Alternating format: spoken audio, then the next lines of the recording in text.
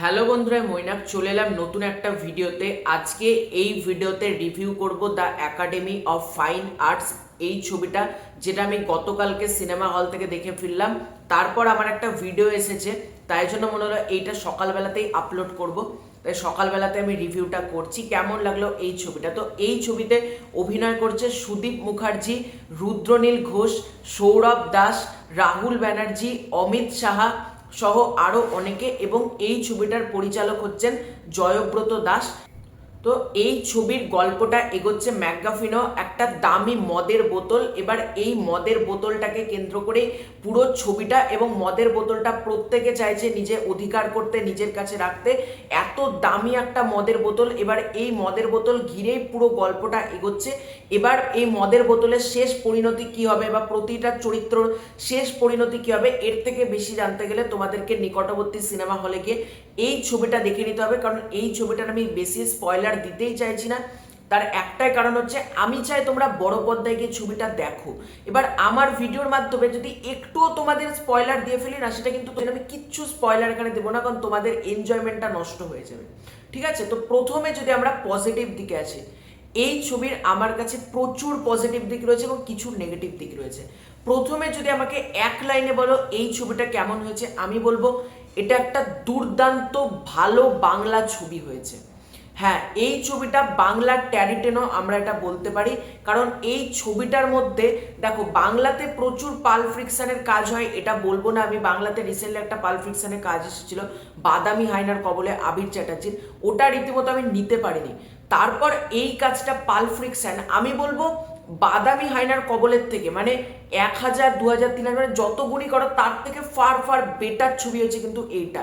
এবং একটা পাল থ্রিলারকে কিভাবে ডিজাইন করতে হয়, স্ক্রিন প্লে লেভেলে হোক বা প্লট লেভেলে যেভাবে সাজানো হয়েছে গল্পটাকে, তোমাদের ভালো লাগবে। এবং ডিরেক্টরের এখানে আমি প্রশংসা করব। প্রতিটা জায়গা তোমরা যদি প্রথম থেকে first frame to last frame তোমরা যদি দেখো, এই মুভিটার লুক অ্যান্ড ফিল এতটা ভালো, এটা কিন্তু কোনো জায়গা থেকে তোমাকে মনে হবে না এটা একটা ইন্ডিপেন্ডেন্ট কাজ বা এটা একটা খুবই স্বল্প টাকায় বানানো একটা ছবি, এটা কিন্তু তোমার মনে হবে না। প্রথম থেকে শেষ পর্যন্ত এত প্রিমিয়াম লুক অ্যান্ড ফিল ছবিটার মধ্যে রয়েছে।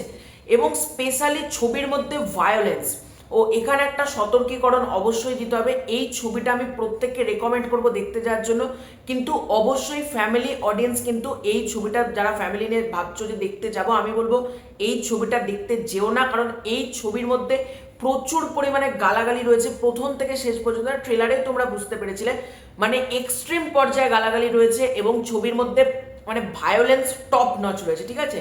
আর এমন অপ্রীতিকর কিছু সিনস রয়েছে যেটা তোমরা পরিবারের সাথে দেখলে হয়তো অপ্রস্তুতে পড়তে পারো, তাই জন্য আমি ব্যাপারটা প্রথমেই ক্লিয়ার করে দিলাম।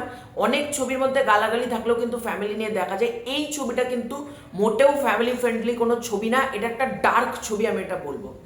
তো এবার যদি আসি ভায়োলেন্স নিয়ে, এই ছবিতে যা ভায়োলেন্সের কাজ দেখানো হয়েছে, ভায়োলেন্সটা প্রচন্ড কনভিন্সিং। মানে অনেক ছবি এরকম হয় যে ভায়োলেন্স হচ্ছে জোর জবরদস্তি, মানে লোককে দেখাতে হবে যে এই ভায়োলেন্স, এই মানে এইটা আমরা করেছি, ওইটা সেটা করেছি।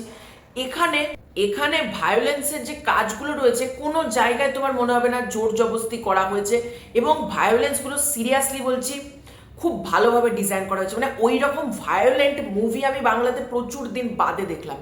মানে এই পর্যায়ে ভায়োলেন্স রয়েছে ছবিটার মধ্যে, মানে তোমরা যারা ছবিটা দেখবে, আমি বেশি কিছু বলবো না, তোমরা রীতিমতো ভায়োলেন্স দেখলে মানে রীতিমতো গা কাটা দিয়ে যাবে, এমন এমন সিন রয়েছে। এবং ক্লাইম্যাক্স, এই ছবিটার ক্লাইম্যাক্স, আমি প্রথমে এটা নিয়ে আসছি কেন ক্লাইম্যাক্সটা বলছি।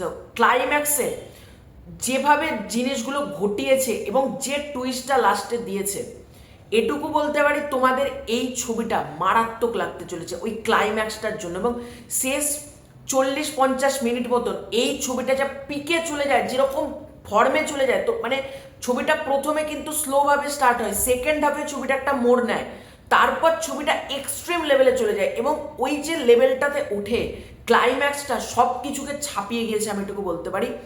এবার যদি প্রতি অভিনেতার পারফরমেন্সে আসি, রুদ্রনীল ঘোষ, এখানে তার চরিত্রটা যেভাবে লেখা রয়েছে, এবং রুদ্রনীল ঘোষ এখানে খুব ভালো পারফরমেন্স করেছে।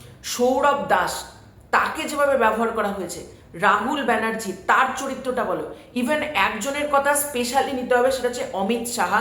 তার কাজ আমি বিভীষণ সিরিজটাতে দেখেছিলাম, সে যথেষ্ট ভালো কাজ করেছিল। এখানে অমিত সাহাকে তোমরা জাস্ট দেখবে, মানে অমিত সাহা কোথাও গিয়ে মানে এই রকম চরিত্র মানে বাংলাতে এর আগে হয়নি, আমি এটুকু বলতে পারি। অমিত সাহার যে ক্যারেক্টারটা, এছাড়াও পায়েল সরকারের চরিত্রটা বলো বা আরো ঋষভ বাসুর যে চরিত্রটা বলো, প্রত্যেকের যে চরিত্রগুলো রয়েছে প্রতিটা চরিত্রকে খুব ভালোভাবে এস্টাবলিশড করা হয়েছে এবং ক্যারেক্টার রাইটিংটা খুব ভালো, মানে রাইটিংটা যেহেতু এতটা ভালো না, আমাদের এটা দেখতে খুব ভালো লাগছে। মানে প্রতিটা ক্যারেক্টারকে যেভাবে ছোট ছোট করে বিল্ড আপ দিতে দিতে এগানো হয়েছে গল্পটাকে, এবং প্রতিটা ক্যারেক্টারের গল্পে ইম্পর্টেন্স রয়েছে। মানে এমন কোনো চরিত্র নেই যে গল্পে ইম্পর্টেন্ট নেই তাও চরিত্রটাকে রাখা হয়েছে, না, প্রতিটা চরিত্রর এখানে ইম্পর্টেন্স রয়েছে। এবং যে ফিমেল ক্যারেক্টার পায়েল সরকারের কথা বলবো, পায়েল সরকারকে বহুদিন বাদ একটা ভালো ছবিতে দেখলাম। পায়েল সরকারের চরিত্রটা খুব ভালোভাবে লেখা রয়েছে। এবং সুদীপ মুখার্জি, মানে তাকে বাংলা ছবিতে খুব কমই দেখা যায়, আমি এটা বলবো। এখানে তার চরিত্রটা জাস্ট তোমরা দেখবে। এবং সুদীপ মুখার্জি ক্যারেক্টার পর আমি একটা কথাই বলবো, বড় বড় প্রোডাকশন হাউসের উচিত তাকে কাজে লাগানো। এখানে ওনার অভিনয় তোমরা জাস্ট দেখবে, এবং প্রতিটা চরিত্র যেভাবে খিস্তা খিস্তি করছে, দুজনের মধ্যে গালাগালি দিচ্ছে, মানে তোমরা কিছু কিছু লিটারালি হাসবে। মানে যেরকম হিউমার রয়েছে না, প্রতিটা চরিত্র গালাগালি দিচ্ছে, অটোমেটিক খিস্তা খিস্তি করে দিচ্ছে, দুটো কথার মধ্যে তিনটে গাল চলে আসছে, মানে এরকম ভাবে ক্যারেক্টারগুলোকে খুব ফানি ভাবে ডিজাইন করা হয়েছে। কিন্তু তোমার মনে হবে ক্যারেক্টারগুলো খুব ফানি বা ক্যারেক্টারগুলো এই, কিন্তু ক্যারেক্টারগুলো যখন সিরিয়াস পর্যায়ে চলে, এবং প্রতিটা ক্যারেক্টারের নিজস্ব নিজস্ব আর্ক রয়েছে, নিজস্ব ডাইনামিক্স রয়েছে। প্রতিটা ক্যারেক্টারকে কিন্তু তোমাদের দেখে মনে হবে না এটা একঘেয়ে ক্যারেক্টার। এবং কমেডির কাজ এই ছবিতে দারুণভাবে ওয়ার্ক করেছে। এই ছবিতে কমেডি সিনে লিটারালি তোমাদের হাসি লাগবে। এখানে প্রথম থেকে শেষ পর্যন্ত কমেডির কাজ যথেষ্ট যথেষ্ট ভালো, আমি এটা বলবো। এবং স্ক্রিন প্লে লেভেলে ছবিটা যেভাবে এনহ্যান্স করেছে সেটা ভালো। ব্যাকগ্রাউন্ড মিউজিক, এই ছবির ব্যাকগ্রাউন্ড মিউজিক বাংলাতে সচরাচর আমরা শুনতেই পাই না, মানে ব্যাকগ্রাউন্ড মিউজিকের মধ্যেও একটা ইউনিক ব্যাপার কিন্তু রয়েছে। এবং এই ছবিটা আমি বলবো প্রত্যেকে যাও, প্রত্যেকে এই ছবিটা দেখো, তোমাদের দুর্দান্ত লাগবে, এটুকু বলতে পারি। এটাতে আর একটা জিনিসের প্রশংসা করতেই হবে, সেটা হচ্ছে এই ছবিতে অ্যানিমেশনের ব্যবহার। মানে এটা আমি ভাবিনি এই ছবিতে অ্যানিমেশনের এত সুন্দর ব্যবহার থাকবে। এই ছবিতে অ্যানিমেশন ওয়ার্কটা তোমরা জাস্ট দেখবে, অ্যানিমেশনের যেভাবে কাজ রয়েছে দুর্দান্ত, এটুকু আমি বলবো। এবার যদি আসি এই ছবির নেগেটিভ দিকে, দেখো এই ছবিতেও বেশ কিছু নেগেটিভ দিক রয়েছে, প্রচুর নেগেটিভ দিক। আমার জন্য দু একটা নেগেটিভ দিক রয়েছে। প্রথম নেগেটিভ দিক হচ্ছে এটার ফার্স্ট হাফ যেটা রয়েছে না, ফার্স্ট হাফটা অনেক বেশি স্লো, মানে কোথাও কি মনে হচ্ছে গল্পটা এগোচ্ছে না, গল্পটা একই জায়গাতে ঘুরপাক খাচ্ছে। সেকেন্ড হাফ যতটা এন্টারটেনিং, যতটা এঙ্গেজিং, যতটা পাওয়ার প্যাকটা আমি বলবো, বা যতটা ক্লাইম্যাক্সটা আমাদেরকে উড়িয়ে দিতে পারে, ফার্স্ট হাফটা কিন্তু সেই লেভেলটা অ্যাচিভ করতে পারেনি। ফার্স্ট হাফ আরামসে কিছু কিছু জিনিস কেটে ফেলে দেওয়া যেতে পারতো, মানে অনেক বেশি মনে হচ্ছে ব্যাপারটা স্লো হয়ে যাচ্ছে একটা পর্যায়ের পর। ফার্স্ট হাফে এটা আমার প্রবলেম লেগেছে। এবং ছবিটার মধ্যে 54টা কাট করা হয়েছে শুনেছিলাম, এই জন্য কি প্রবলেম হয়েছে দেখো, এটার জন্য ছবিটার কোনো প্রবলেম হয়নি। যখন পরবর্তীকালে ওটিটিতে আসবে আমি ছবিটা আবার দেখব, তখন বুঝতে পারবো যে কি কি জিনিস কাট করা হয়েছে। আদারওয়াইজ ছবিতে যে 54টা কাট করা হয়েছে এটার জন্য যে ছবির এসেন্সটা নষ্ট হয়ে গেছে এটা কিন্তু বলবো না।